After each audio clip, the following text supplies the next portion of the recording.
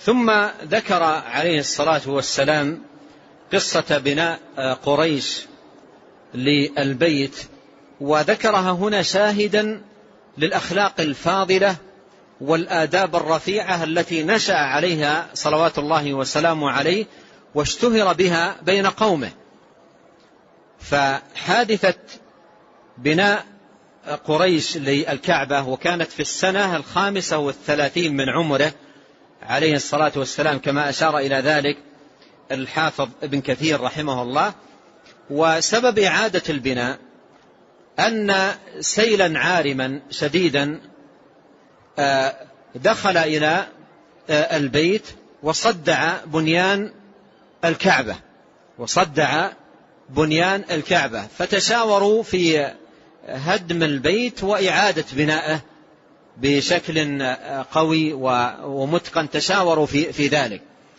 ثم إنهم في تشاور في ذلك كانوا يخافون أن يصيبهم شيء إذا هدموا البيت، فالبيت كان له حرمة عندهم ومكانه، فكانوا يخشون لو هدموا البيت من أجل إعادة بنائه أن يصيبهم ضرر.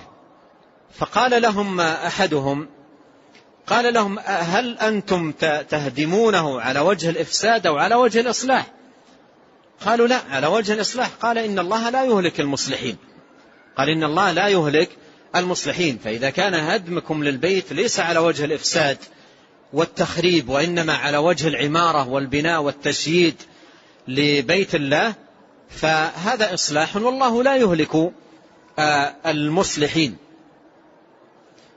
ومع ذلك امتنعوا، فتقدم هو وبدأ يهدم من البيت حتى يصلح، فبقوا يوما وليلة ينتظرون ماذا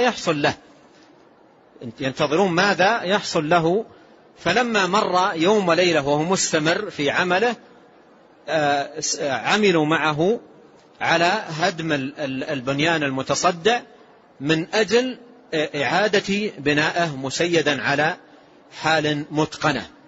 ثم لما وصلوا إلى وضع الحجر الأسود، وهم يدركون أيضا الحجر الأسود ومكانته وقيمته ومنزلته، فلما وصلوا إلى وضع الحجر الأسود اختلفوا اختلافا شديدا حتى إنه دنا أو أوشك الأمر أن تراق الدماء في هذا الأمر، في من يضع الحجر الأسود، وكل قبيلة ترى أن هي الأجدر والأولى بذلك.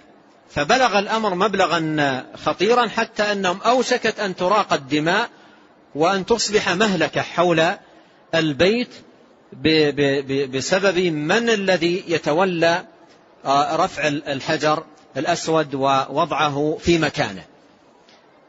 ولما اشتد الأمر وكادت أن تقوم المقتلة على ذلك، قال رجل وكان أكبرهم سنا، قال أشار عليهم أن يحكموا أول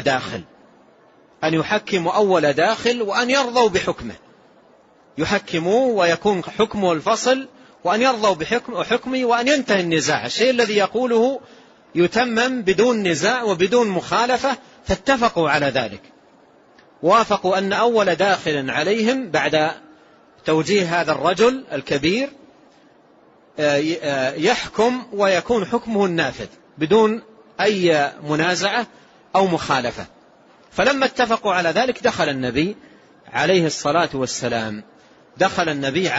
والسلام ففرحوا جميعا، وأخذوا يقولون كما قال الحافظ ابن كثير جاء الأمين، أي أنه منذ نشأته صلى الله عليه وسلم معروف بالأمانة، معروف بالصدق. وهذا يؤخذ منه فائدة في باب الدعوة، أن الداعية حتى يكون لدعوته الأثر والوقع وكلماته يكون لها القبول، ينبغي أن يكون لها مسبقا صدى في نفوس الناس من حيث الأخلاق ومن حيث المعاملات. لا يكون رجل منكر فيهن، لا يعرفونه بأخلاق ولا يعرفونه بآداب ولا يعرفونه بمكارم، ثم يبدأهم بدعوة دون أن يكون هناك معرفة منهم به، فهذا مما يضعف أثر الدعوة. بينما النبي عليه الصلاة والسلام منذ نعومته وهو يغشى الناس ومجالسهم ويقوم بمصالحه وأعماله، ويعرفونه بالأخلاق، بالصدق، بالأمانة، بالوفاء، بالنزاهة، بالطهارة، إلى غير ذلك من الأخلاق الفاضلة التي عرف بها واشتهر بها عليه الصلاة والسلام منذ صغره. وهذا الآن يعني شاهد واضح بين على هذه النشأة المباركة التي نشأ عليها صلوات الله وسلامه عليه.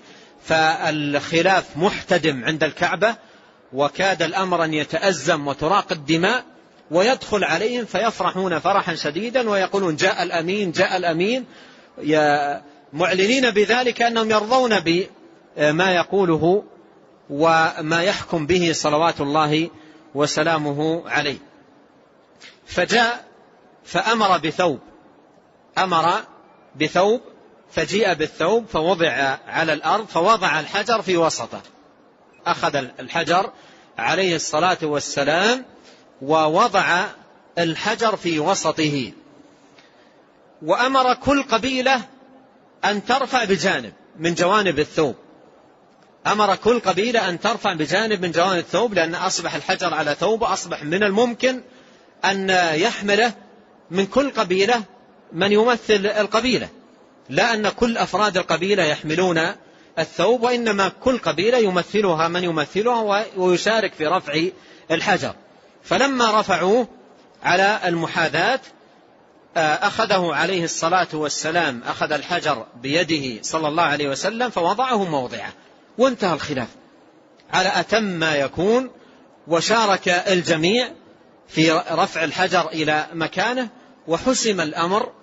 وهذه أيضا مثل ما ذكر أهل العلم أيضا هي بمثابة التوطئة لنبوته عليه الصلاة والسلام، لأنه سيأتي بأمر مخالف تماما لما عليه الناس ولما نشأوا عليه ولما نشأ عليه الآباء والأجداد. وعندما يأتي بأمر مخالف تماما لعقائدهم لأديانهم من الصعوبة بمكان أن يتحول الناس.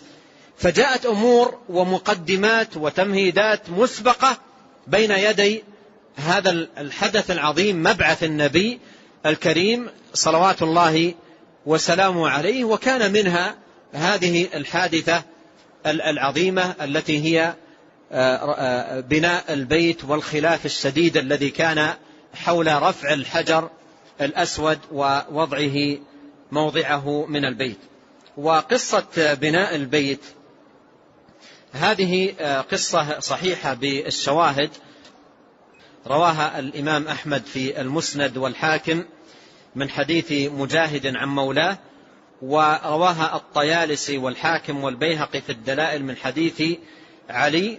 وهي قصة ثابتة ثابتة من غير طريق في دواوين السنة وكتب الحديث المشهورة.